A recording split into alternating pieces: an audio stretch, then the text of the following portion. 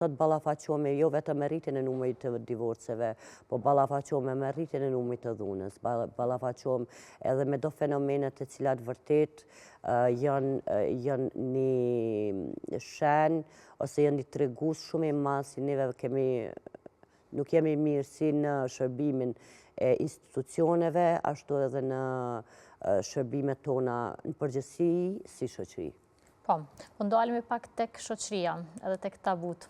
A mendon që ende si shoqëri kemi tabu këtë pjesën e ndarjes së çiftit dhe ende nuk kemi të ndërgjegjësuar atë sa duhet në këtë aspekt?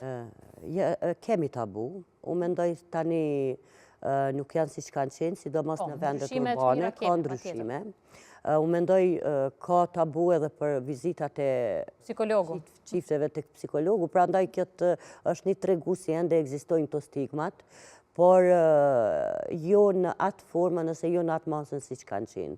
Domethënë që si shoqëri mendoj kemi filluar të vetëdijsohemi në përgjithësi jo vetëm për divorcet, por edhe për fenomene tjera, por ende kemi gjëra për të bërë. Po duhet të ndal pikërisht te kjo pjesa kur një çift ndahet, zakonisht shoqëria gruan e fajson ose e percepton ndryshe prej burrit i cili është i divorcuar.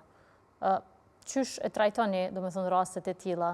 Se me siguri kur keni raste të ndarjes në çift, gjithçka që atë gruan e pengon është kjo pjesa se si e shohin shoqëria. Patjetër kjo është ajo çfarë thash rezultati i asaj edukimit që në fëmijëri, e cila shoqëria të stigmatizon në raport me këtë, por unë mendoj se tani nuk është e njëjta gjë.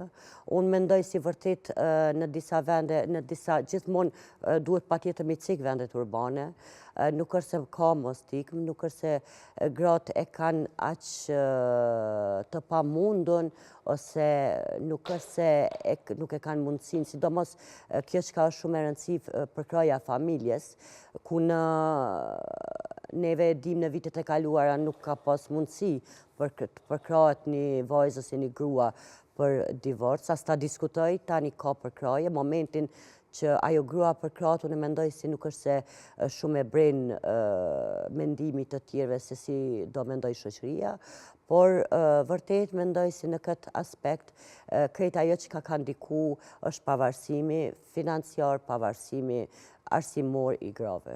Prandaj edhe ajo nuk ndihet e gjykuar kur mendoj si ndjehet më e fortë edhe e pavarur nëse funksionon vetë. Po.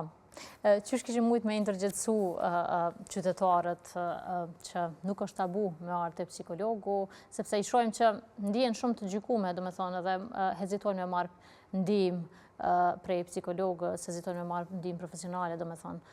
Qysh mundemi me ndërgjegjësu në këtë rast? Paraprakisht të doja shumë të bëj apel çifteve të cilat kanë krizat në çift, që ndarja nuk është mënyra më e mirë. Duhet të ketë punë, duhet të ketë përkushtim për të dyja palët të tejkalohen.